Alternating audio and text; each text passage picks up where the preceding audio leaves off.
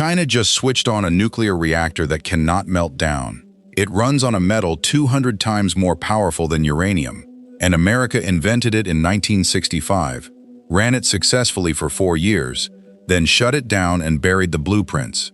For 55 years, the technology sat dormant, declassified, ignored. Then China dug it out of the archive and built the only operational version on Earth. It's humming right now in the Gobi Desert. The fuel inside could power China for 60,000 years. This is not a prototype. It reached full operational capacity in June 2024, and the West has nothing like it. The reactor is called the TMSR-LF1. It produces 2 megawatts of thermal energy. The core temperature is 650 degrees Celsius, but there is no water anywhere near it, no high-pressure steam, no coolant that can boil away.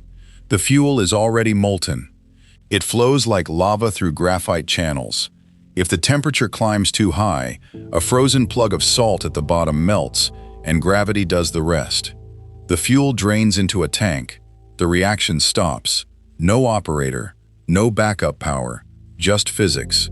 That is why it cannot melt down. America built the first one in 1965, Oak Ridge National Laboratory in Tennessee. The molten-salt reactor experiment. It ran for 4 years without a single failure. The design was elegant. The fuel was thorium, bred into uranium-233 inside the reactor itself. The entire nuclear community knew it worked. Then in 1969, the Atomic Energy Commission shut it down. The reason was simple. Thorium reactors do not produce plutonium. You cannot make a bomb from their waste. The Cold War needed weapons-grade material. Uranium reactors delivered it. Thorium did not, so the program died. The blueprints were declassified. They sat in public archives for decades. Anyone could read them. Most countries did not bother. China did. In 2011, the Shanghai Institute of Applied Physics launched the thorium molten-salt reactor program. The goal was to build what Oak Ridge had proven possible and then scale it. They hired chemists, metallurgists, nuclear engineers. They studied corrosion. They tested salt mixtures. They built prototypes. And in 2018, construction began in Wuwei, Gansu Province, on the edge of the Gobi Desert, a place with no water for hundreds of miles, perfect for a reactor that does not need any. On June 12, 2024, the TMSR-LF1 reached 100% operational capacity. It became the first molten-salt reactor to operate anywhere in the world since Oak Ridge shut down 55 years earlier. It is also the only thorium reactor currently running on this planet. And on November 1, 2025, it did something no reactor in history had done before.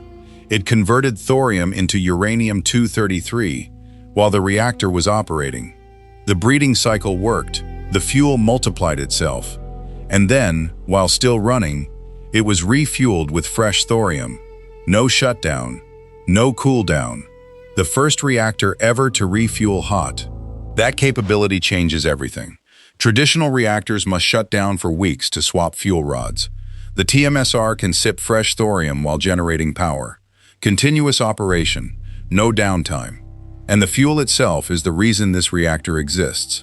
1 ton of thorium releases as much energy as 200 tons of uranium, or 3.5 million tons of coal. It is the most energy-dense metal on Earth after uranium. But unlike uranium, it is everywhere. Not rare, not controlled, just sitting in the ground, often as mining waste.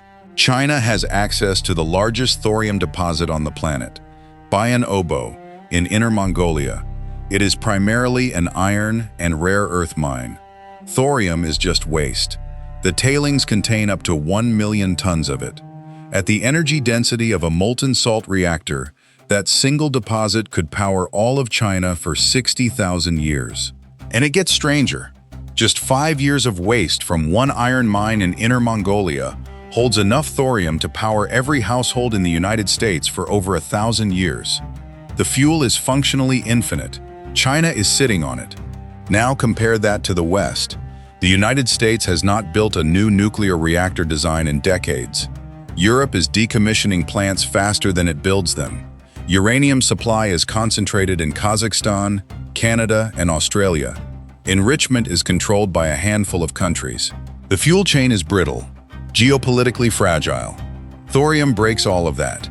No enrichment needed, no centrifuges, no export controls.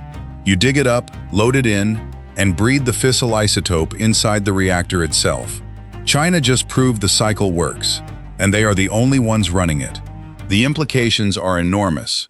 Energy independence, no reliance on foreign uranium, no need for massive water supplies near reactors. You can build them in deserts, far from population centers. The waste is also different. Thorium reactors produce far less long-lived radioactive material than uranium reactors.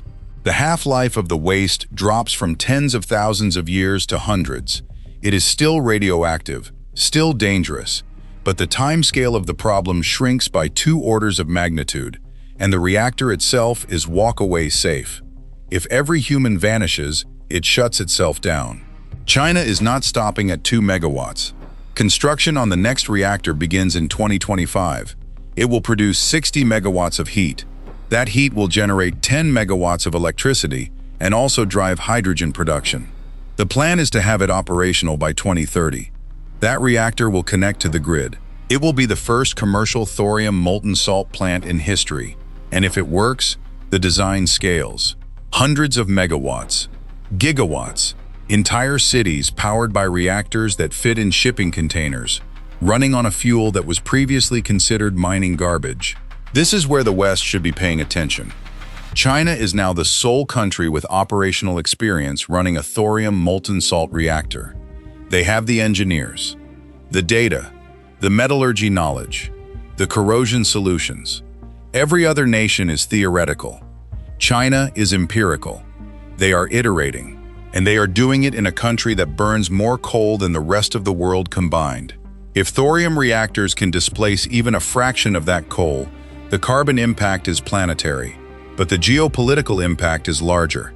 Energy is power, and China just took the lead in the next generation of it. The United States had a 15-year head start. Oak Ridge ran successfully. The technology was proven. Then it was shelved for strategic reasons that no longer exist. The Soviet Union is gone. The uranium infrastructure is aging, and the climate crisis makes carbon-free baseload power an urgent need. Thorium solves that, but restarting a program from scratch takes decades. China did not start from scratch. They started from Oak Ridge. They read the reports. They copied the design. They improved it. And now they are alone at the top of the learning curve. There are challenges. The T-Messer LF1 is still small. 2 megawatts is a research scale, not a grid scale. Molten salt is viciously corrosive.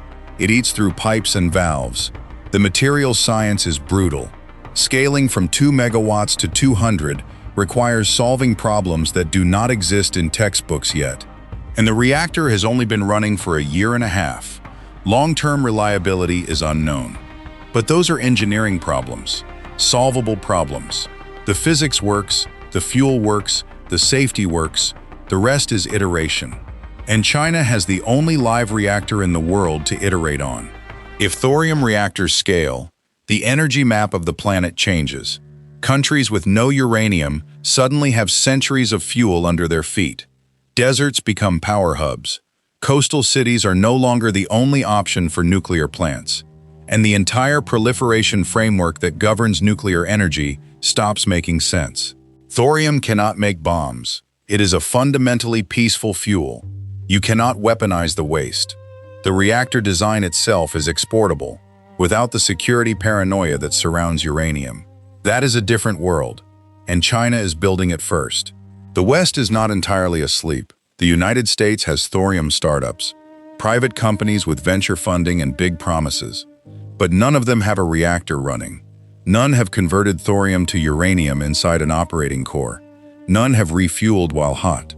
They are working from the same Oak Ridge reports China used, but they are 10 years behind and moving slower. Europe has research programs. India has talked about thorium for decades, but still runs on uranium.